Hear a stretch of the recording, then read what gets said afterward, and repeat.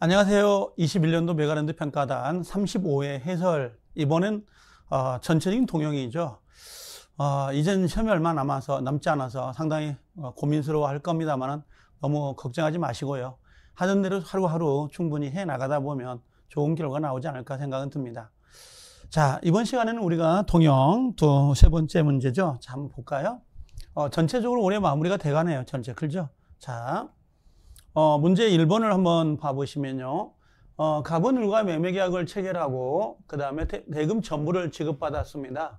근데 부동산 가격이 폭등하기 때문에 자, 병에게 다시 매도하고 소유권 이전 등기 해줬다. 자, 그럼 원래는 갑에서 을이라는 사람에게 1차 매매가 됐었는데 요걸 병이라는 사람에게 2차 매매를 하게 됐다. 이런 의미잖아요. 지금 2차 우리 이중 매매라는 거죠. 그래서 이중 매매가 시험에 28회 때가 마지막인가요? 우리 시험에 나온 게. 그러고 나서 계속 안 나왔거든요. 한 3년 동안. 한번 사례형으로는 한번 보고 갈 필요가 있지 않겠냐라고 해서 올려놓은 겁니다.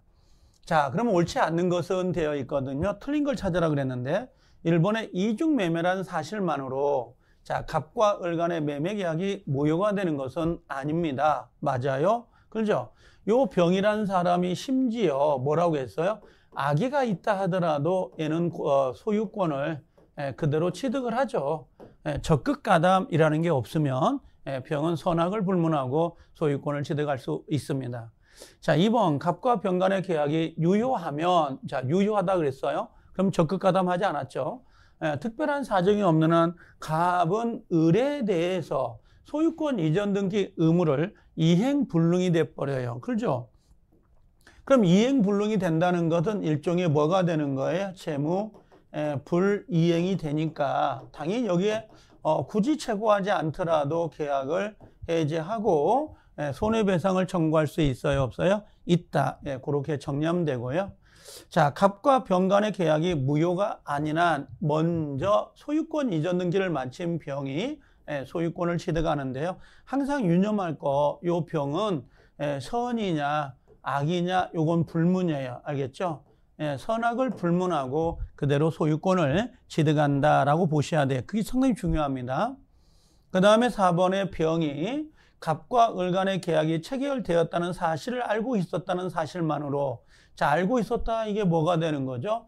악의가 된다라고 하는 거죠. 악의가 됐습니다. 악의가 있다고 해서 갑과 병 간의 계약이 무효가 된다 그래버리면 X가 되죠. 그래서 4번이 정답이 되는데요. 항상 이 병은 선의가 됐든 또는 악의가 됐든 상관없이 그대로 소유권을 취득한다는 걸 항상 염두에 두셔야 돼요. 자, 5번의 갑과 병 간의 계약이 무효라 하더라도 자, 을이 병을 상대로 직접 자신에게 등기를 이전을 청구할 수는 없어요. 자, 을은 누구를 가져가죠? 갑을 대위해서 등기를 말소 청구한다. 이렇게 보시면 돼요. 직접은 할 수 없어요. 대위 말소. 직접 말소는 안 됩니다. 대위 말소라고 하는 거. 그래서 1번의 정답은 4번이 정답이 됩니다. 자, 2번 통정허위 표시. 이번에도 상당히 나올 수 있는 여력을 갖고 있는 것들이죠. 자, 갑은 강제집행을 면할 목적으로 을과 통정을 하여 자신의 부동산에 대한 가장 매매 계약을 체결하고 소유권 이전 등기를 해줬죠. 그 이후에 을은 병을 상대로 금원을 대출받으면서 저당권을 설정해 주었다라고 되어 있습니다. 다음 중 옳지 않는 것은 자, 그러면 갑과 을이라는 사람이 지금 통정을 한 거죠. 그리고 이 부동산의 병이라는 사람에게 저당권을 설정해 줬다라고 하는 겁니다. 지금. 그럼 1번의 갑과 을 간의 매매 계약은 당사자 사이에서는 무효이다라고 되어 있습니다. 이건 통정허위는 여기가 언제나예요. 언제나 무효가 된다. 그럼 맞아요. 언제나 무효가 되는 겁니다. 언제나 무효하고 들어오는 거죠.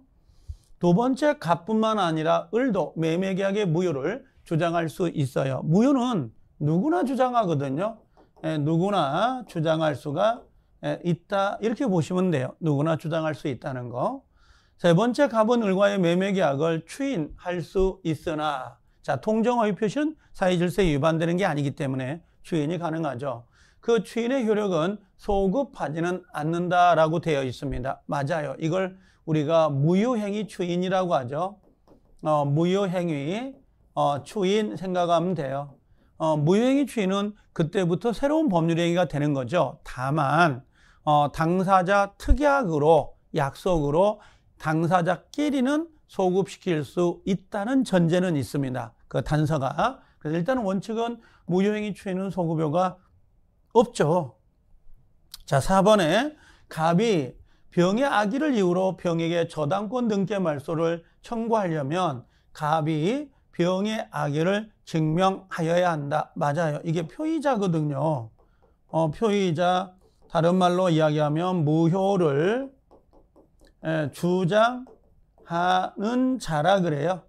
무효를 주장한 사람이 선인지 악인지 이걸 좀 입증을 해야 되겠죠. 그래서 옳은 정답인데요. 이런 건 놓치지 않아야 되고요. 그 다음에 5번에 갑과 을간의 통정 사실을 알지 못한데 병에게 과실이 있다. 요 3자는요. 제 3자는 뭐만 있으면 되는 거죠. 선의만 있으면 되고요. 요 과실은 불문이에요.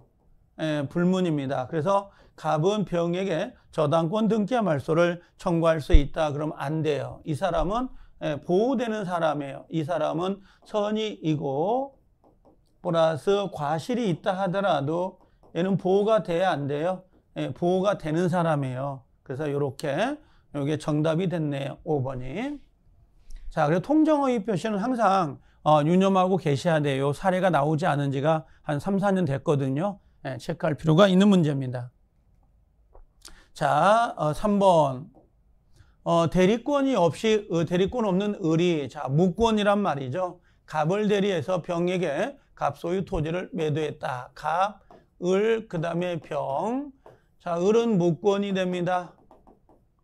자, 옳은 걸 찾으라 그랬거든요. 옳은 거. 무권 대리죠. 무권 대리도 사례형으로는 상당히 중요한 문제니까 꼭 체크하고 가셔야 되는데. 자, 병이 갑에게 상당한 기간, 본인이죠. 상당한 기간을 정하여 최고를 했어요. 추인 여부 확답을 최고하였는데 갑이 확답을 없었다라는 건 이게 뭐냐면 발신하지 않았다. 이게 발신주의거든요. 발신하지 않았다면 갑은 이를 추인한 걸로 본다가 아니라 이걸 거절로 봐야죠. 거절. 그래서 X가 됐고요. 자, 을이 무권 대리가 갑을 상속을 했네요. 그럼 이건 거절할 수 있다 없다? 없다예요. 무조건 상속은 끝이 없다라고 나와야 돼요. 신의 측에 위배된다 그랬잖아요. 상속을 받으면 그대로 행위를 해야 돼요. 그래서 없다. 3번에 갑이 매매계약의 내용을 변경했네요. 우리가 그런 게 있었잖아요.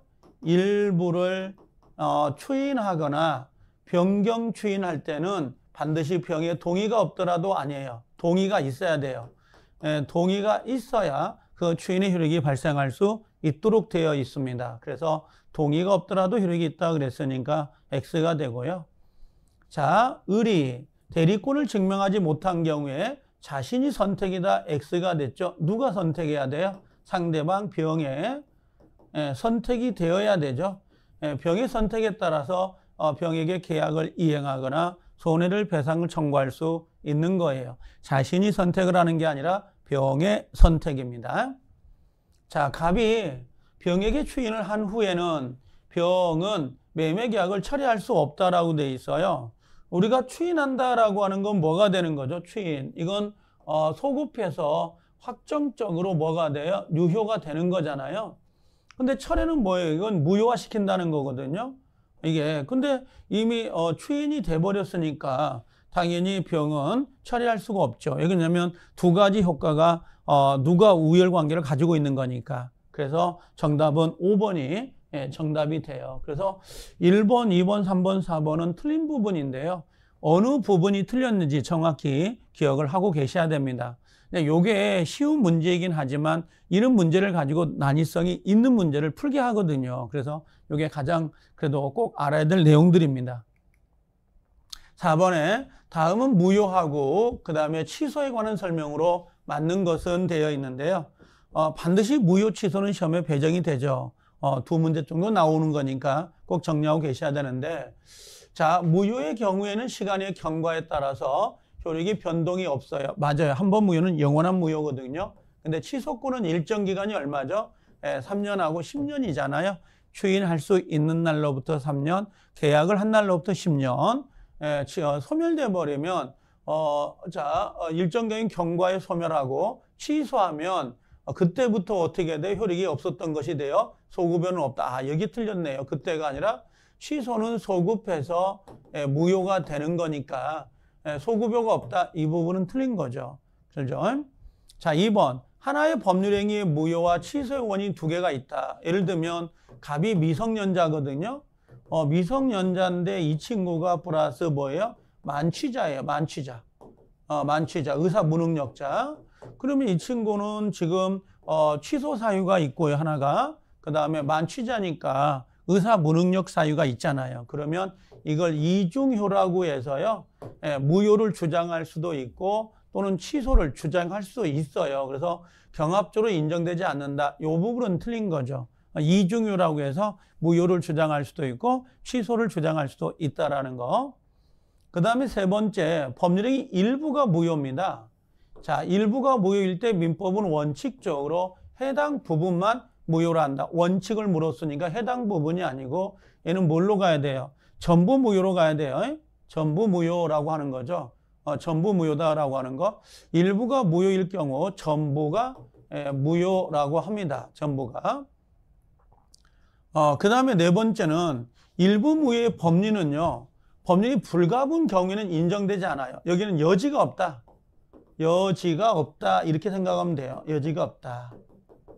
근데 분할 가능성이 있어야 비로소 적용될 수 있다라고 되어 있거든요. 그래서 4번을 옳은 정답으로 갖다 놓으시면 되고요.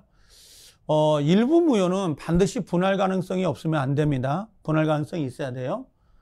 무효와 취소는 특정의 주장이 있는 경우에 비로소 처음부터 효력이 없는 걸, 여러분들, 취소는 특정인이 주장하잖아. 취소권자가 140조에 정해져 있어요. 10명이. 근데 무효는, 여기는 누구라고 그랬죠?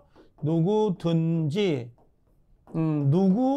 누구에게나 주장할 수 있어요? 없어요? 주장할 수 있다라고 보시면 돼요. 주장할 수 있다라고 하는 거. 그래서, 여기는 지금 뭔가 무효 취소는 특정인의 주장이 있어야 그랬으니까 틀린 거죠. 무효는 누구든지 주장할 수 있는 거고, 그 다음에 취소는 특정인의 주장이 있어야 되죠. 그래서 4번은 4번이 정답이 됩니다. 자, 5번에 A 부동산 일부에 B 토지를 위한 통행지역권이 설정되어 있다. 다음 중 틀린 것은 되어 있는데요. 그러면 이렇게 되어 있겠네. 이렇게 되고 이렇게. 여기가 A 토지, B 토지. 그 다음에 여기가 뭐가 있는 거예요? 통행지역권이 있는 거죠. 여기가 지금 지역권이 나와 있는 거죠. 이렇게. 이런 식으로. 그래서 요게 지금 누가 되는 거예요? 요건요. 지금. 요것은 승역지, 요역지가 되는 거고. 그 다음에 요것은 뭐가 되는 거예요? 요것은 승역지가 된다. 이렇게 보시면 되겠죠. 자, 그러면 틀린 것은 B토지 소유자는 B입니다. 요역지. 지역권만을 B토지와 분리하여 제3자에게 양도할 수가 있어요? 없어요? 없다라고 되어 있어요. B토지의 소유자는 지역권만을, 이게 주체가 지금 지역권만을 분리처분할 수 있느냐? 이렇게 물어보는 거죠. 이건 안 되죠. 지역권은 요역지 때문에 존재하는 건데, 요역지하고 지역권을 따로 분리해가지고, 지역권만 따로 넘겨버릴 수는 없다라는 겁니다. 그 다음에 두 번째는 B토지 일부를 양수한 자도 B토지, 요거, 지역권을 행사할 수 있어요? 없어요? 있죠. 이건 예를 들면 이 땅에 뭐 지상권자가 들어갈 수 있고, 전세권, 임차인도 당연히 행사할 수 있습니다. 일부만 받아도 당연히 그렇고요. 그냥 B토지가 분할 또는 양도가 내도 분할된 각 토지의 지역권이 존속될 수 있어요? 없어요? 있죠. 그래서 예를 들면 자, 토지가 이렇게 분할이 됐어요. 이런 식으로 분할이 되더라도 그대로 뭡니까? 존속된다라고 보시면 돼요. 분할이 되더라도 존속된다라고 하는 거.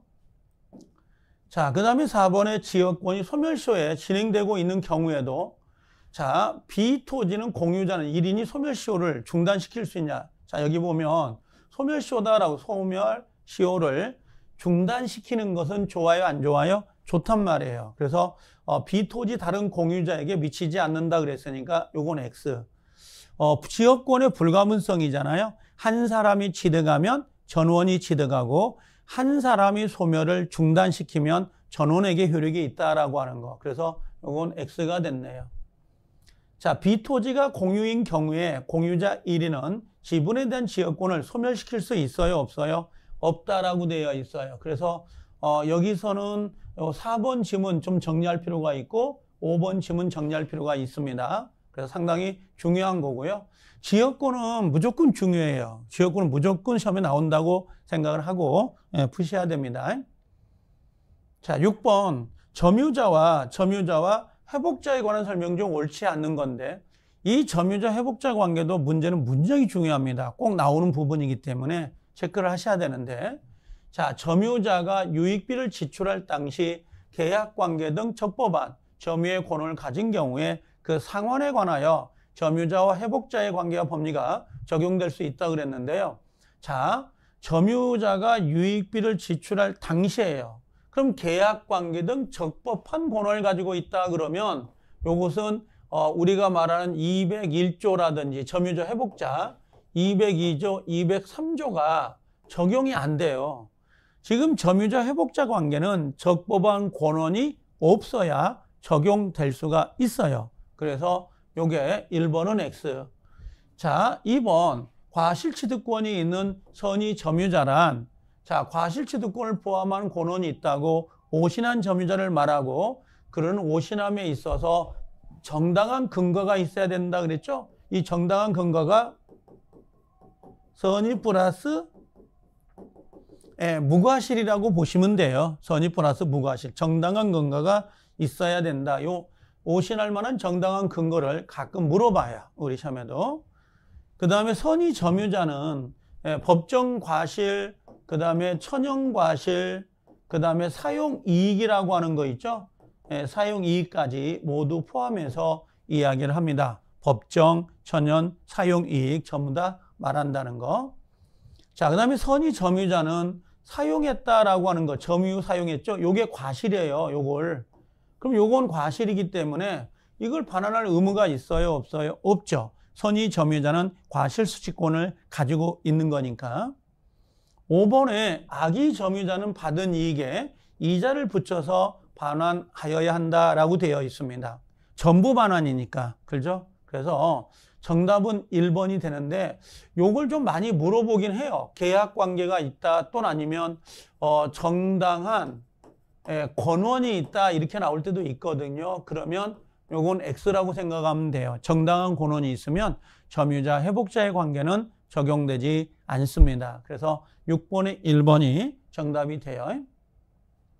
7번에 주의토지 통행권인데 이 주의토지 통행권도 올해는 충분히 나올 수 있는 문제를 갖고 있는 문제입니다. 꼭 체크를 하고 가셔야 되는데요.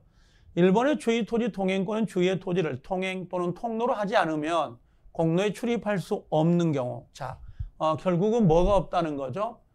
통로가 없다 이런 의미죠. 통로가 없거나 그 다음에 과다한 비용을 요하는 경우에 인정된다 그랬습니다. 두 번째, 주의토지 통행권자는 끊고 통행권의 범위 내에서 자기의 부담으로 통행지에 돌계단을 조성하거나 또는 포장을 하는 방법으로 통로를 개설할 수 있다. 즉 통행권자 있죠? 통행권자는 적극적 의무를 부담한다 이렇게 이야기를 해요. 그래서 이건 5가 돼요. 그래서 조심할 것은 여기 통행권자가 적극적 의무를 부담한다는 걸 놓쳐서는 안 돼요. 통행권자가 적극적 의무를 부담합니다.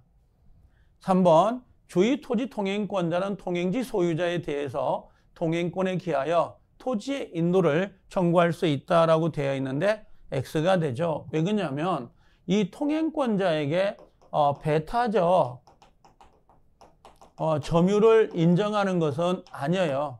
배타적 점유를 인정하는 게 아니고 통행지 소유자와 통행권자나 같이 사용할 수 있는 거지 너가 독점적으로 사용해 그런 권리를 의미하는 건 아닙니다.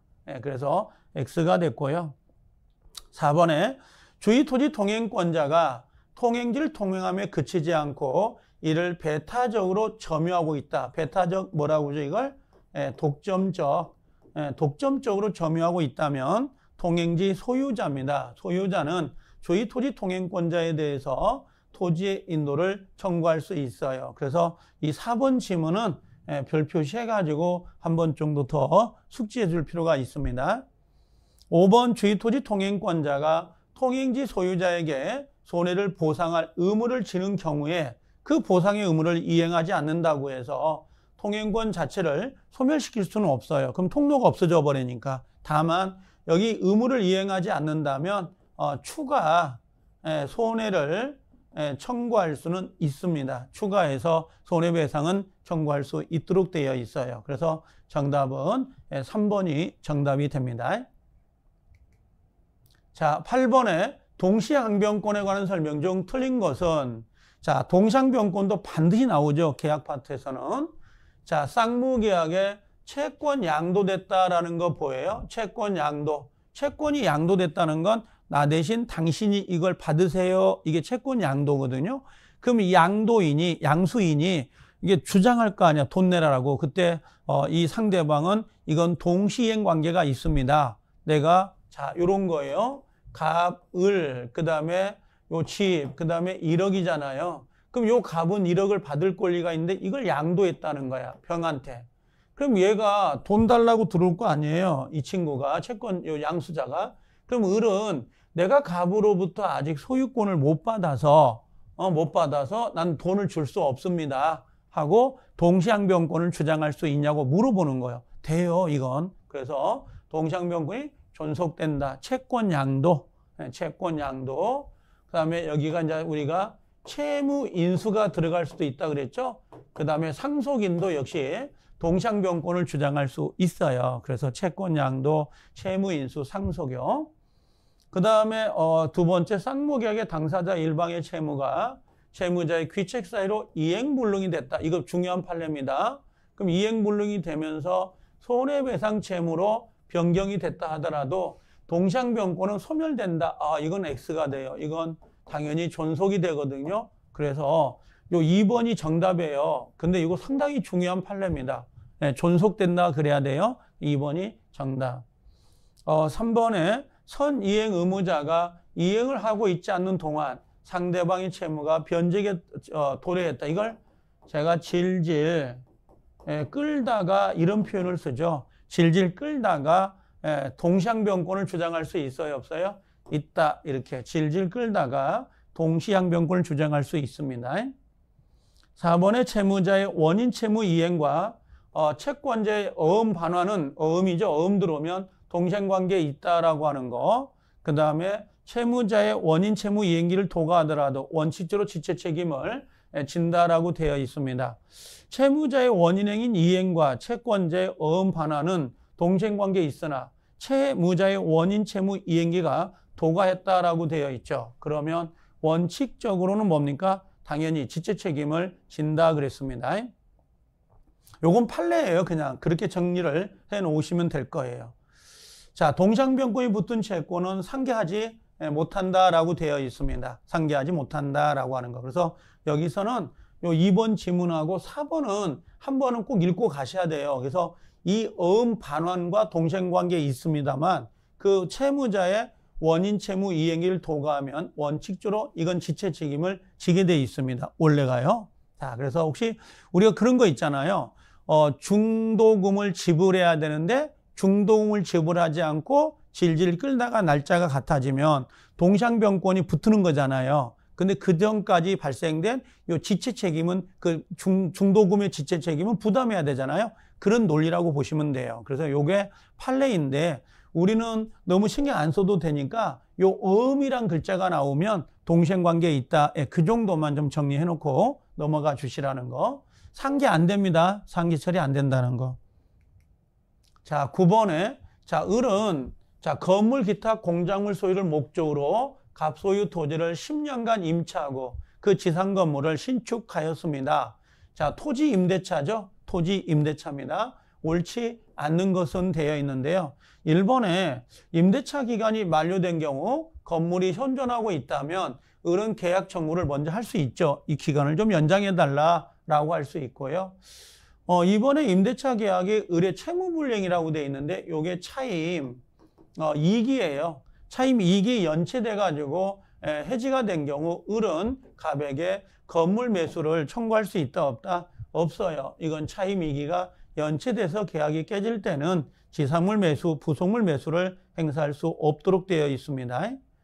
자, 3번 임차인이 건물 매수 청구권을 1심에서 행사했는데요. 이걸 철회했나 봐요. 근데 이게 항소심, 2심으로 올라간 거죠. 그럼 2심에 가서도 지상물 매수를 청구할 수 있냐고 물어보는 거예요. 행사할 수 있다 없다? 허용되지 않는다가 아니라 당연히 지상물 매수를 청구할 수 있도록 되어 있습니다. 그래서 3번은 X가 되네요. 이것도 판례입니다. 그냥 판례니까 1심에서 철회가 돼도 2심, 3심에서는 행사할 수 있다는 거.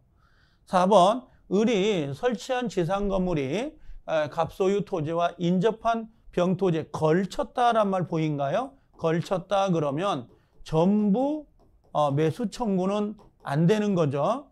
전부 매수는 안 되고 그 구분 건물을 만들어야 되잖아요. 구분 건물을 만들었다면 이건 가능해요. 전부 매수는 안 되고 구분 건물은 가능합니다. 그래서 전체 매수 청구할 수 없다 그랬으니까 옳은 정답이 되죠. 자, 을의 건물 매수 청구권의 행사만으로 갑과 을 사이 시가에 의한 매매, 유사 법률 관계가 성립된다. 맞아요. 이건 형성권이에요. 이건 형성권이기 때문에 갑이라는 사람의 요 승낙이 없다 하더라도 매매가 성립됐다 이렇게 보시면 돼요. 그래서 부속물 매수나 지상물 매수는 둘 다 형성권이거든요. 그래서 그 임차인의 일방적 의사에 따라서 매매가 이루어졌다 이렇게 보시면 될 것 같아요. 정답은 일단 3번이 됩니다. 10번, A가 C로부터 부동산을 매수함에 있어서 자, A가 누구한테 사는 거죠? C한테 매매 대금을 주어 그 매수인으로부터 내세워 B에게 매매 대금을 줬네요. 이렇게 B가 그리고 C가 B하고 계약을 알고 매수를 알고 계약을 이루어졌다. 지금 요것은 이렇게 봐야 되겠네요. 어떻게 봐야 되냐면 자, 요것은 이렇게 지워볼게요. 자, 요건 어떤 거냐면 A라는 사람이 지금 A가 요게 지금 B라는 사람에게 자금을 준 거죠. 그리고 이렇게 C한테 매수를 하는 거예요. 지금 이게 매매가. 그럼 지금 이게 중간생략형 명의신탁이거든요. 중간생략형 명의신탁인데 C가 B의 매수인을 알고라는 거잖아요. 그럼 명의신탁을 알았어요? 몰랐어요? 이걸 모르고 매매가 이루어진 거예요, 지금. 이건 틀린 것은 이렇게 돼 있는데 첫 번째, B 명의 소유권 이전 등기는 유효하다. 맞죠? C가 명의신탁을 모르기 때문에 그 매매 계약은 유효인 거거든요. 자, 두 번째, A는 B에게 신탁 해지를 원인으로 소유권 이전 등기 청구를 할 수가 없어요. 명의신탁은 처음부터 무효이기 때문에 해지란 말을 사용할 수가 없단 말이에요. 이건요. 그래서 없다. 두 번째, 부실법 시행 전이고요. 요건 조심해야 돼요. 이 법이 시행된 후 두 개를 비교하자는 의미에서 갖다 놨는데요. 시행 전에는 당연히 이 A는 B에게 부동산 자체를 부당이득으로 반환 청구했어요. 이 명의신탁이 시행되기 전에 김영삼 대통령이 이 부실법을 발표를 했는데 그 전에는 요 A가 누구에게? B라는 사람에게 요 부동산을 달라. 요게 원칙이었어요. 근데 명의신탁이 시행된 이후에는 이 부동산을 달라고 할 수가 없어요. 지금은 부동산이 아니라 요 자금을 부당이득으로 반환 청구가 돼요. 그래서 시행 전과 시행 이후에 차이점이 있는 겁니다. 자, 5번에 B가 그 부동산을 D에게 매도한 경우에 C, D 모두 A와 B 사이 명의신탁 약정에 대해서 알고 있었다면 D는 소유권을 취득할 수 없다. X.